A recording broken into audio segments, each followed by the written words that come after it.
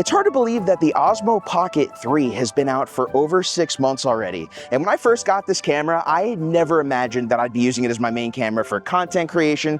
Pretty much all of my YouTube videos, all of my social videos, anything that requires a quick and easy camera to just pop out and film and get pretty decent quality. Even when it comes to my professional work, there's been a place for the Osmo Pocket, especially when it comes to behind the scenes content or just getting little pickup shots here or there with someone who may not be a camera operator, who just may see something. The Osmo Pocket's really easy to use, and it's really the only camera out there besides maybe GoPros and Osmo Actions that's really for everybody.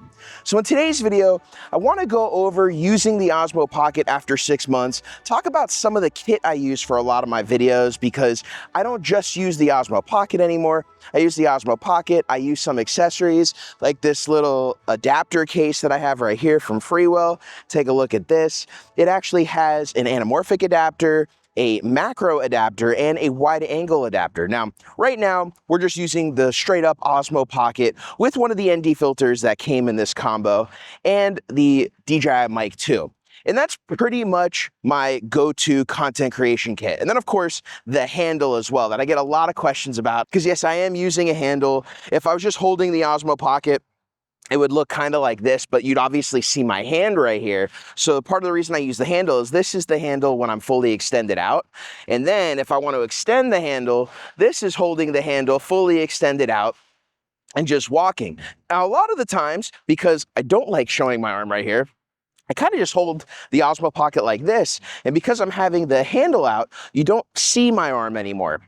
So it doesn't necessarily look like I'm actually out here vlogging. It kind of looks like I'm being camera operated. And in some cases, because the Osmo Pocket has face tracking, if I want to go, let's say over here and do an automated tracking shot, since the Osmo Pocket has face tracking, I can go set this thing up in a little bit of a tripod configuration, put it on a flat surface I have face tracking on, and voila, I have the camera operating for me. I have the wireless, so distance really isn't an issue. And because of the face tracking built into the Osmo Pocket, it looks like I'm being operated by a camera operator, which is something you really don't get on a lot of these relatively affordable cameras. And it's, again, why I use it a lot for content creation, because I can come out here really quick in the morning, do some videos on my own, not have to go hire a camera operator or bring a friend out, and get some higher quality videos than I would if I was just operating the camera myself and maybe even putting it on a tripod. Because a lot of the more expensive ways to get a camera operator look in your footage involve getting a gimbal, you got to set everything up. There's not really face tracking where you have a lot of these automated features in the Osmo Pocket. Now, if you've been hiding under a rock, the DJI Osmo Pocket 3 is a all-in-one gimbal camera that has a 1-inch sensor. So you can get a somewhat shallow depth of field, have autofocus like we're doing now, face tracking. It shoots 4K in 10-bit up to 120 frames per second. And this has become the camera that I've used for most of my content creation. So if it weren't for the Osmo Pocket, I wouldn't be able to come back out and do these kinds of vlog videos where I have my Osmo Pocket on my little extending selfie stick that's made out of metal, so it's pretty solid. And I can go out and have a gimbal camera hit me in focus the entire time with the face track autofocus. And yeah, make these videos and not have to necessarily worry about where the camera is. And I could drive my bike, go where I need to at all directions, and know that because the Osmo Pocket has face tracking, it's all built in, it's a gimbal and a camera, I know that I'm gonna be in focus. And if I kind of stretch out here, or whether I go this way, the camera's always gonna keep me as the center of attention, even while I'm biking, which is pretty crazy. And then of course I'm wearing the DJI Mic 2, and with the Mic 2, I have my wind muff on, so you don't hear the wind noise quite as much, and I can still get decently usable audio from my bike ride, where it's a pretty windy day out today. I'm sure this is what it'll sound like without the audio processing, and then here's what it sounds like with the audio processing. As you can see, whether you're using it in your editor or whether you're using it actually in the transmitter itself, it helps a lot, especially on a windy day like today. The Osmo Pocket 3 has a bunch of different features when it comes to frame rates. It does 4K all the way up to 120 frames per second in 10-bit. But I will tell you, especially at 120p, it is a lot less sharp than just shooting at 4K 24. So if you're trying to get the most optimal image quality, definitely keep this thing to 4K 24 or 30p like I'm doing right now. If you really need the slow-mo, it's nice that there is 10-bit now. We can film in log, we can actually color grade the footage, and it definitely looks better than just, shooting colored in 8-bit.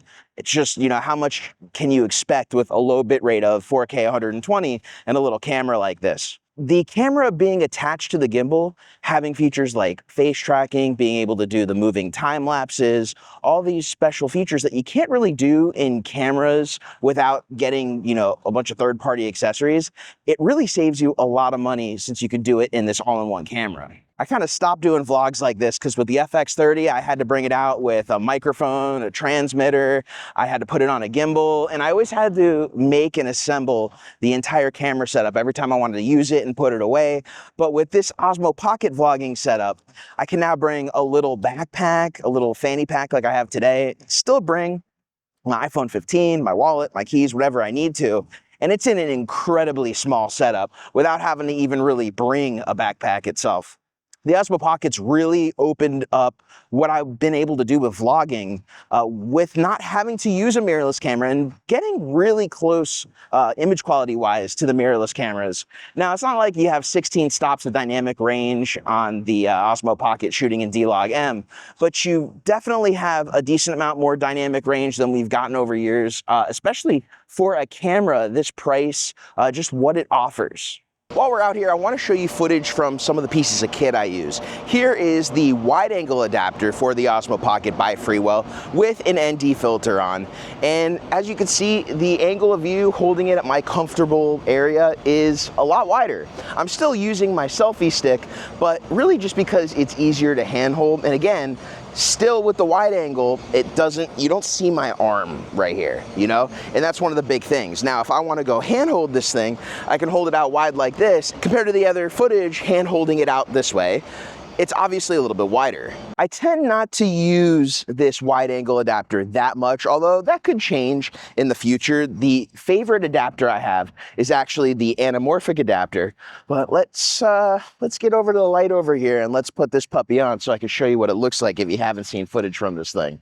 Some of the cool aspects of the Anamorphic adapter are that you do get a little bit of a wider field of view, just like with the wide angle adapter, but with the anamorphic characteristics. So you get a little bit of distortion around the edges. You do have to squeeze the footage a little bit in post. Now with this anamorphic adapter, you can see you get flaring when you have high light sources come up and go directly into the camera. Now that's intended. This adapter has a blue flare, but some people don't like the flares, and that's something you're gonna get a lot with anamorphic lenses. So I figured I'd just let you all know you're gonna heavily get that with this filter. And if you're filming at night in downtown, this place, it'll light up with a lot of lens flares at night, just because there's a lot of bright sources coming off the buildings. But if you're into that J.J. Abrams kind of look you see in his movies, you'll get that with using anamorphic in general, and this anamorphic adapter creates that look on the Osmo Pocket 3.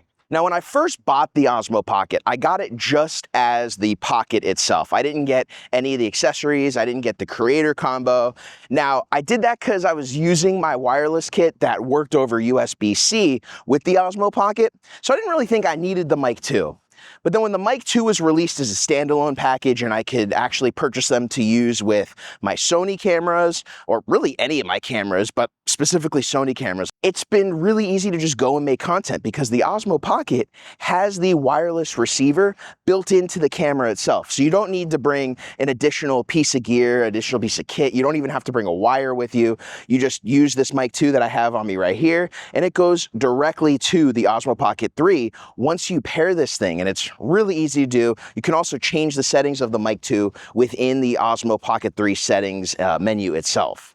And then recently, Sony came out with this adapter for all Sony cameras with the MI shoe to where you can just put their Mic 2 on your actual Sony camera with this little adapter, and you don't have to use any wires. And that's been really great because now I bring the Pocket 3 with me on a lot of my gigs that I have the FX30, and I don't have to bring wires with me, so I just leave the Mic 2 in the charging case with all the other Mic 2 stuff, the transmitter and the receiver, and I just bring that little thing with me in my bag, and I'm good to go. I don't have to think about wires. I just hit the little record button, hold it down, and when you do that, you can actually switch between between using it in the Pocket 3 or Action 4 mode to using it as just a normal, transmitter receiver mode. Now, the Osmo Pocket will actually let you use 2 of these Mic 2s at once. Now, I haven't really used that function that much, but it's good to know you can. When you're using the Action 4, you can only use 1. But obviously, if we're interviewing 2 people at once, or maybe we're going back and forth,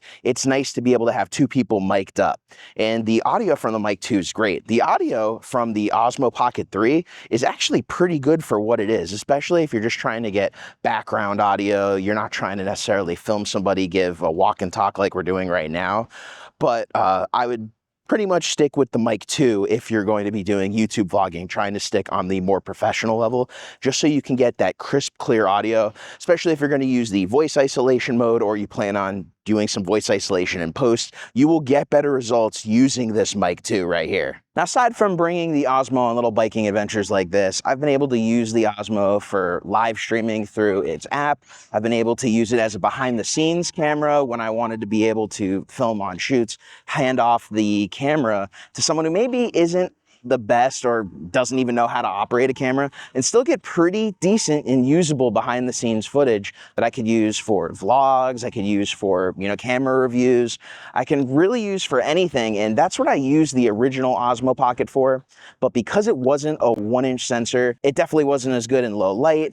Now, the Osmo Pocket is used mostly for video, but there are a few instances that you can use it for some really cool still photography stuff. Like, for instance, it does take still photos, although I don't necessarily use it for that. You can take 3x3 panoramic shots, and it gives you this really wide-angle immersive field of view that DJI has been doing in their drones for a long time, and it's nice to be able to see this on the Osmo Pocket, especially in low light. I've got some incredible shots using the 3x3 pano mode that it was completely dark. I mean, like pitch black in some of these shots, and the 3x3 pano lit them up and pretty much evenly lit the rest of the shot too with whatever the algorithms are in the camera. So it's been really cool to mess around with the 3x3 mode.